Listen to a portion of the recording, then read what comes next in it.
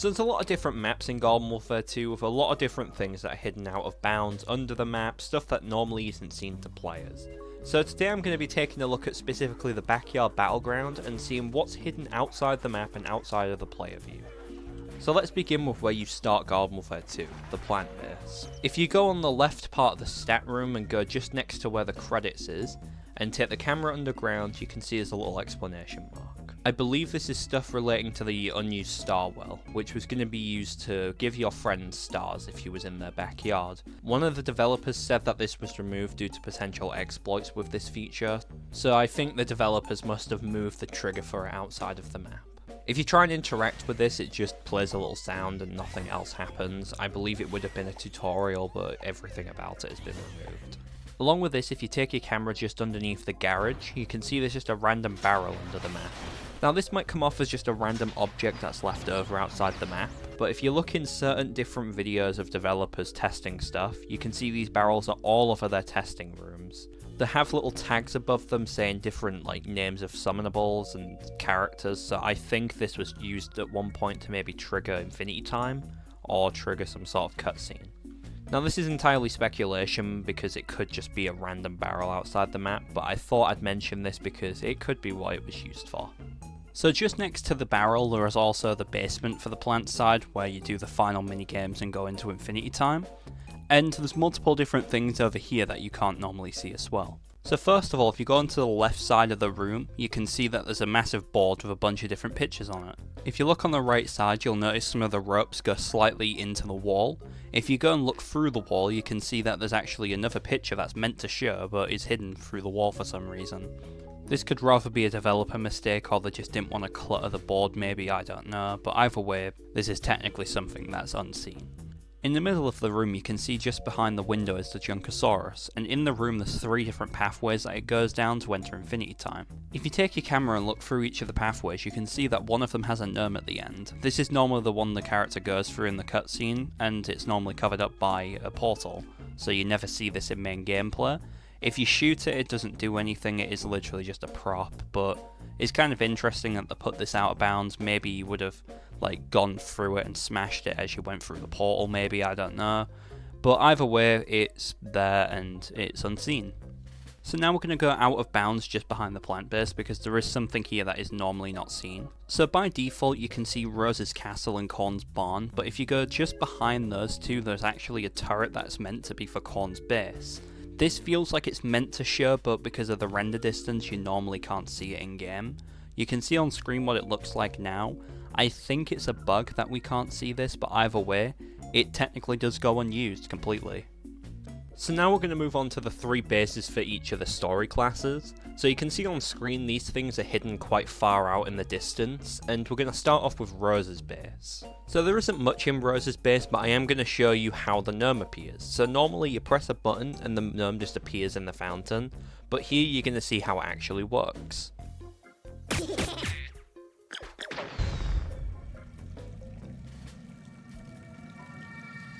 So now we're going to move on to Korn's base, which is probably the biggest out of every single one of the story bases. So you can see here they actually built a full world outside of the base to give that impression that you are still in suburbia. You can see on screen there's different roads, different buildings, there's cars, there's all this different stuff that builds that impression that you're still in suburbia.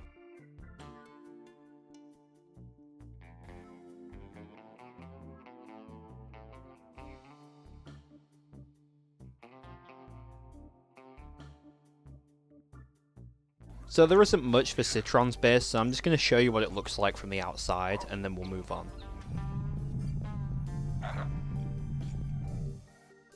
So we're going to move on to the zombies now and start off with the Imp base. So in Imp's base there's a window to the left of the area where you can see there's both mechs and a bunch of parts going on a conveyor belt.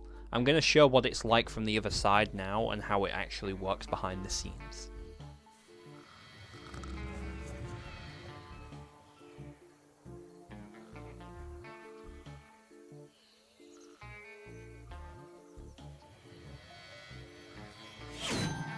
So as for the Super Brains base, there's not really too much to show off, but I did find the container that they hide the base in kind of interesting, so I'm going to show that. And also a shot of what the base looks like from high up because I thought it looked quite decent.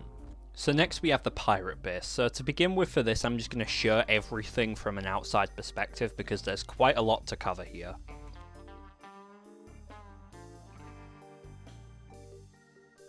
So first of all, we have the shark that's inside of the wall. You can see that it's missing half its body, but it is also animated as well. You can see on screen what the animations look like. Obviously they didn't do the full shark because we'll never see that in game anywhere.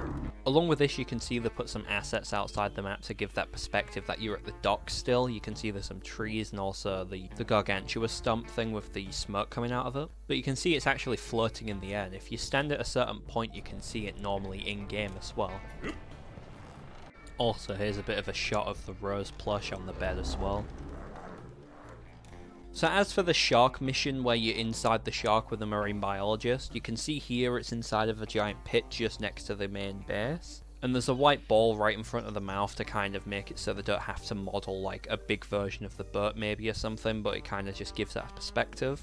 And then you can see here what the actual shark model itself looks like. You can see it's just the mouth really, there's no need to model anything else, but you can see what it looks like now. I also found a few extra things that are sitting around in this base as well. First is a bottle that's on a wall that has the boat from Port Scallywag in it. And the other one is this skeleton bird that I don't think many people noticed. It's fully animated, you can see what it looks like on screen here. So now we're going to go back to the main zombie base. So the zombies have a bunch of different aircrafts that fly through the sky on their side, so I'm going to show you how that actually works. So you can see here it spawns them all right in the same spot together, and one by one they start launching across, they'll play their sounds and their effects and they'll fly across, and then despawn and go back to their original position.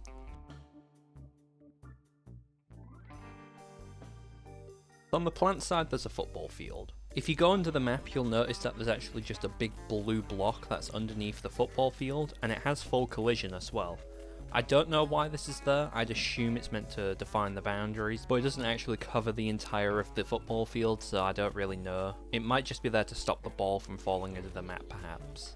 So now we're going to go underneath the map to the sewers, and to begin with I'm going to show how the sewers actually loads. So unlike the main backyard, the sewers is actually not loaded by default. You have to go down there to load it all in. If no one's in there, it unloads completely. You can see on screen the process of it loading in the sewers. I jump down and fall to a certain point in the sewers walkway, and then it loads the map. So in the sewers itself, there's two different pathways that are normally not accessible to players. So the first one is to the left when you walk into the sewers. It's normally blocked off, but if you find a way to clip through it, you can see this is what the room looks like. Not far from that, there's another place in the sewers that isn't accessible by default and is completely hidden to the player as well. So behind the electrical box, if you do some sort of all-star glitch or clip through like I did, you can see there's a full room in here that was modelled but is not normally visible to players. I believe this would have shown, but then they later on just decided to patch it up in place of putting a chest there maybe, I don't know, but seems like this room is completely unused. Just like the sewers, the gnome cave is also unloaded by default and requires you to go down into it to load it up. So the load point for the gnome cave is directly in the entranceway. I believe this is because originally how they had it in the game is you'd get a gnome from a telephone and you take it down into the cave and then you place the gnome and it would blow up the entrance. This was removed in an update in favour of just leaving the entrance open by default. So in the final room of the gnome cave there's quite a lot in there that you can't normally get to, so I'm going to show what it actually looks like now. I'm sure throughout the 9 years this game has existed, over 100,000 coins has probably fell into those pits.